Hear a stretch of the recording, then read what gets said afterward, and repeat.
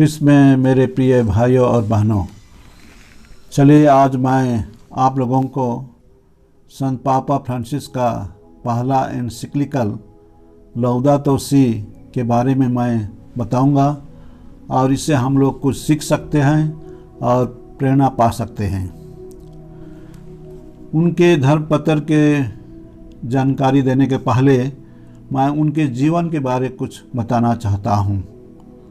वे 13 मार्च 2013 में वेटिकन में कार्डिनलों का कॉन्क्लेव के माध्यम से संत पापा चुने गए और उनका पुराना नाम था, पहले का नाम था जॉर्ज मारियो बेरगोलियो।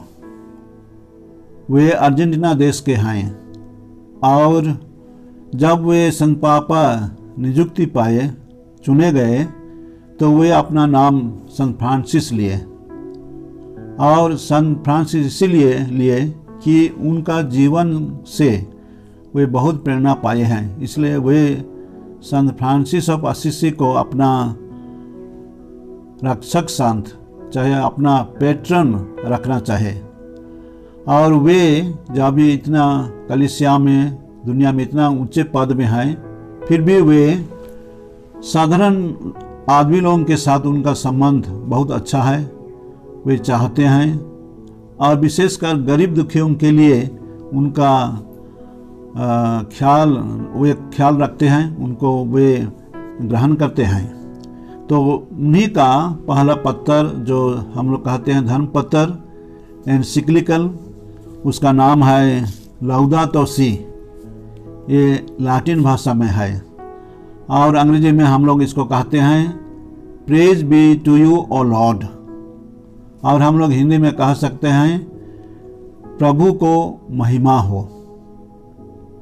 चलिए इस धर्म पत्र का थोड़ा मैं परिचय दूंगा ताकि हम लोग इसके बारे में जानेंगे और इससे प्रेरणा पाकर हमारे जो ज़रूरत है, चाहे इस पत्र के आधार में जो ज़रूरत की बात है उससे हम लोग जोड़े जाएंगे और हम लोग कदम लेंगे।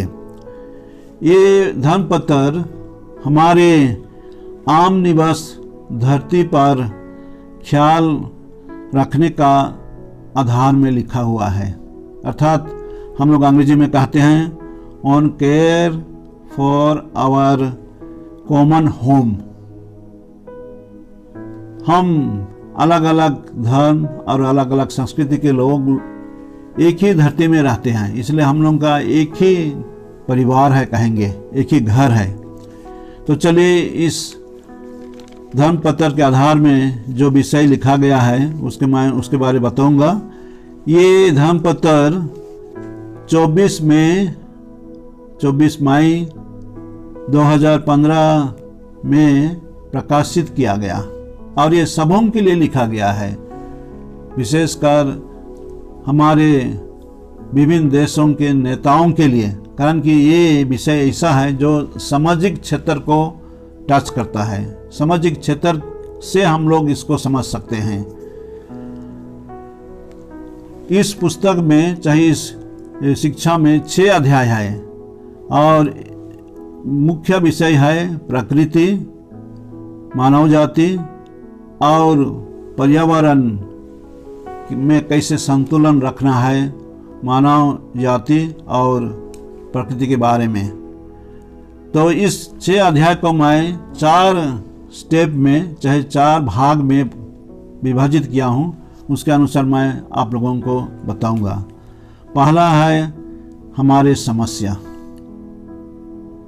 हम लोग देखते हैं हमारे धरती में, हमारे बीच में बहुत सारी समस्या हैं। हम लोग जानते हैं, देखे हैं, अनुभव किए हैं। हमारे मिट्टी में, हमारे ज़मीन में, चाहे पानी में, हवा में, सब दूषित अनुभव करते हैं और ये दूषित होने से हम लोगों का मानव के लिए ये खतरा है और सब तरफ हम लोग इसको अनुभव करते हैं। हम लोग के लिए पीने का पानी विशुद्ध नहीं है, हम लोग देखते हैं बच्चे लोग स्कूल जाते हैं तो छोटा छोटा बोतल में पानी लेके जाते हैं। क्यों लेके जाते हैं? इसलिए कि वे शुद्ध पानी पीना चाहते हैं।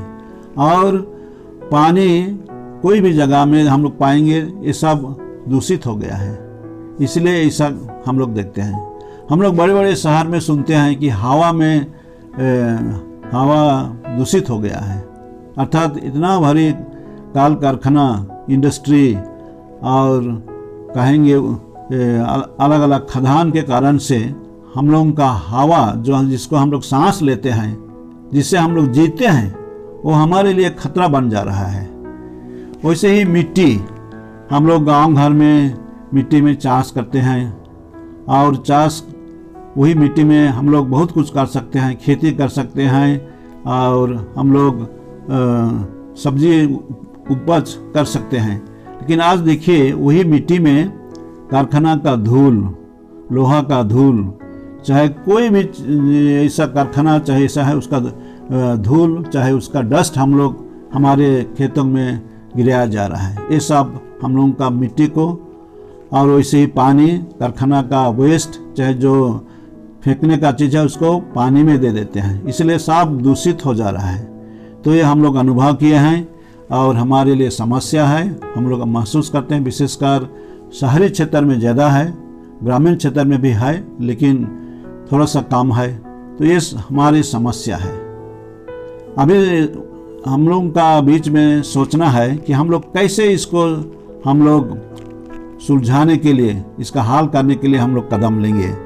और संत पिता हम लोग को इसका कारण बताते हैं। उसका कारण ये है कि उद्योगपति लोग, चाहे जो लोग ऐसे काम में जाते हैं, वे अपना स्वार्थ के लिए, अपना बेनिफिट के लिए, अपना लाभ के लिए वे करते जाते हैं, दूसरों को ध्यान नहीं रखते हैं। वो लोग इंडिफरेंट हो जाते हैं, हमको क्या है, तुम कैसे चलो, हमको क्या है, ऐसे भावना लेते उनका है। लेकिन जो इंडस्ट्री में है, कारखाना में है और अलग अलग ऐसे क्षेत्र में है, खदान में है, उनको सोचना चाहिए, उनको इतना ही लेना चाहिए संपत्ति को जो उनके लिए, आप उनका कमाई के लिए सही निकले। लेकिन वो लोग जितना ज़रूरत है उससे भी ज़्यादा निकालते हैं, ज़्यादा करते हैं। इसलिए हम लोग देखते हैं हमारे बीच में ऐसा समस्या हो जाता है। जैसे जंगल से पेड़ काटना, ये तो अच्छा नहीं है। और हम लोग देखते हैं कितना ठेकेदार लोग, चाहे ऐसे उद्योगपति लोग बहुत सारे जंगल काट देते हैं और वे उनका फ़ायदा के लिए, जितना ज़रूरत है उसे नहीं काट के ज़्यादा करते हैं। तो ऐसे हम लोग उद्योगपति, चाहे कभी कभी कोई के अनुष्ठान भी ऐसे कदम लेते हैं जो हमारे लिए एक खतरा का कारण हो जाता है। तो संत पिता हम लोगों को शिक्षा देते हैं। तीसरा पॉइंट में हम लोग कहेंगे इस समस्या का कारण समझकर हम लोग कैसे इससे प्रेरणा पाएंगे, चाहे शिक्षा लेंगे, वो विषय है। इसलिए संत पिता हम लोगों का धर्म ग्रंथ को वे रिफर करते हैं, उसके आधार में वे शिक्षा देते हैं। हम लोग उत्पत्ति ग्रंथ 2 अध्याय 15 में पढ़ते हैं, प्रभु ईश्वर मनुष्य को ये कहा कि तुम चाषबास करो और सुरक्षा रखो। अंग्रेजी में कहा जाता है till and keep it. Till माने चाषबास करना और उसके संबंध में जो कुछ भी कार्य है, कीप माने प्रिजर्व करना, रखना। लेकिन हम लोग देखते हैं और जो लिखा हुआ है, चाहे हम लोगों के लिए है, जो सृष्टि ईश्वर ने हम लोगों को सृष्टि में दिया है जीवन, और हम लोग सृष्टि के भागीदार हैं और सभी चीज़ सबों के लिए है। इसलिए ईश्वर का एक महान देन है सृष्टि और हम लोग का जीवन भी। इसलिए जो पानी है, मिट्टी है, चाहे हवा है, चाहे जो कुछ भी प्रकृति में है, जीव जंतु है, पेड़ पौधे, सब कहेंगे ईश्वर का देन है। और इसी देन को संत फ्रांसिस ऑफ असीसी महसूस किया और इसीलिए वो कहते हैं कि सूर्य हमारे भाई है, चंद्रमा हमारे बहन है, हवा हमारे भाई है और पानी हमारी बहन है।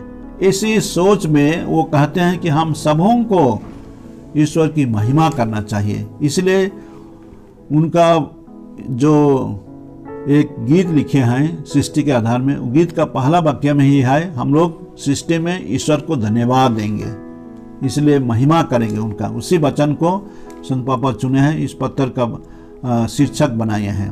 तो सृष्टि से हम लोग सीखेंगे ईश्वर का योजना के बारे में, और ये सृष्टि हम लोगों को बताती है कि सब कोई हम लोग इसमें शामिल हैं, और इसलिए हम लोगों का बीच में एक सहभागिता का भावना होना चाहिए। तो ये जानकारी लेने के बाद में हम लोगों को सोचना पड़ेगा, चाहे हम लोगों को योजना निकालना पड़ेगा, क्या योजना हम लोग बनाएंगे ताकि हम इस डेंजर से, चाहे इस खतरा से हम लोग कुछ मुक्त हो सकेंगे।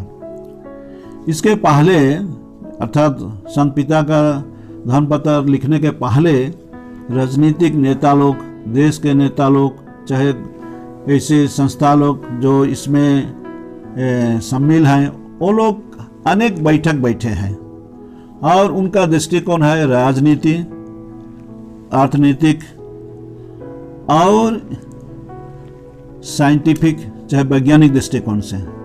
लेकिन संत पापा अभी जो धर्मपत्र लिखे हैं उसमें वे आध्यात्मिक दृष्टिकोण को वे फोकस करते हैं, और आध्यात्मिक दृष्टिकोण है ईश्वर का देन को ख्याल रखते हुए सभी मनुष्यों को भाईचारे के भावना से एक जगह, चाहे एक स्तर पर लेते हुए हम लोग को चिंता करना है, योजना बनाना है कि हम लोग कैसे इस खतरे से हम लोग निपट सकें और हम अच्छे जीवन, अच्छे स्वास्थ्य, अच्छे जीवन का अधिकारी बन सकें।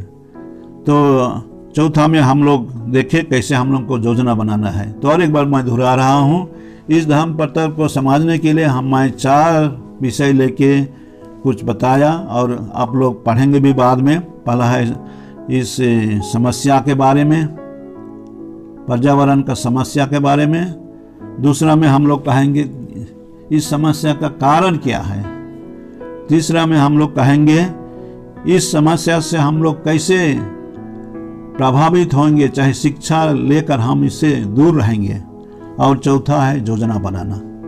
तो योजना के जरिए से हम लोग सामूहिक तौर से इस समस्या से हम लोग निपट सकते हैं, चाहे हम लोग इसे हम लोग हल कर सकते हैं। प्रिय भाइयों और बहनों, हम लोग ये तो छोटा परिचय सुने, और परिचय केवल मुख्य विषय को आभास देता है। हम लोगों को खुद ये छोटा पुस्तक को पढ़ना चाहिए, लौदातो सी। खैर ये अंग्रेजी में है लौदातो सी, लेकिन इसका अनुवाद हिंदी में चाहे कोई भी भाषा में हो तो इसको आप लोग समय देकर पढ़िए। इसको पढ़ने से हम लोग जान सकेंगे संत पिता का उद्देश्य क्या है, उसका लक्ष्य क्या है। हमारे सब लोगों का बीच में एक भाईचारे का भावना ला के हम लोग कैसे उपाय लेंगे, चाहे हम लोग योजना बनाएंगे कि हम इस परिस्थिति से हम लोग निपट सकें। हम लोग ये नहीं सोचेंगे मैं अकेले क्या करूँगा, चाहे हम लोग 2 जन क्या करेंगे, ऐसा नहीं। ये योजना जो है ये हमारे देश चलाने वाले जो नेता हैं वो करेंगे, उनके साथ हम लोग को सहयोग करना है। चाहे जो लोग इसमें शामिल हैं उनका योजना के अनुसार में हम लोग को भी हाथ बटाना है। थोड़ा थोड़ा सबको यदि हम लोग सहयोग करेंगे तो ये समस्या जो है पर्यावरण का समस्या, अपनी धरती में, अपनी धरती माता में हम लोग सही तरीक़े से जीवन जी नहीं सकेंगे, सांस अच्छे सांस लेने नहीं सकेंगे, चाहे मिट्टी दूषित हो जाएगा तो हम लोग का जीने का कुछ महत्व नहीं है। और हमारे भविष्य के पीढ़ी क्या कहेंगे, हम लोग के बारे में क्या सोचेंगे, हम लोग फिक्र नहीं किए, हम लोग चिंता नहीं किए, इसलिए ये सब समस्या हुआ है और उनके लिए भी ये खतरा का चिन्ह रहेगा, खतरा रह जाएगा। इसलिए चलिए मैं आज आप लोगों को यही शिक्षा दूंगा, यही बताऊंगा कि संत पिता का जो धर्मपत्र है लौदातो सी, ये बहुत सोच विचार करके संत पापा लिखे हैं, और हमारे खाली ख्रिस्तियों के लिए नहीं है, ये सबों के लिए है। कोई भी धर्म के लोग इसको पढ़ सकते हैं, इससे प्रेरणा पा सकते हैं, और हम लोग का जो मानव जाति हम लोग एक कहेंगे एक परिवार गठन करते हैं। इसी भावना से हम लोग इसको योजना को आगे बढ़ाएंगे और हमारे बीच में भाईचारे, न्याय और ईमानदार का भावना बढ़ेगा तो हम लोग साथ में मिलकर योजना बनाने से कुछ न कुछ दूर तक हमारी समस्याओं को, हमारे हवा, पानी, चाहे मिट्टी में जो समस्या है उसका हम लोग हल कर सकेंगे। तो आज के लिए मैं यही शिक्षा देकर इसमें मैं अंत करता हूँ। ज़रूर आप लोग पुस्तक को पढ़िए और इससे प्रेरणा पाइए और इसको अपने में सीमित मत रखिए, लेकिन दूसरों को भी बांटिए, दूसरों को भी इस शिक्षा को दीजिए ताकि दूसरे लोग भी जानें और इससे हम लोग कुछ ना कुछ हम लोग कदम लेकर भविष्य के लिए कुछ कर सकते हैं। तो आज मैं यहीं पर अंत करता हूँ। आप सबों को मैं आप लोगों का ध्यान देने के लिए धन्यवाद देता हूँ।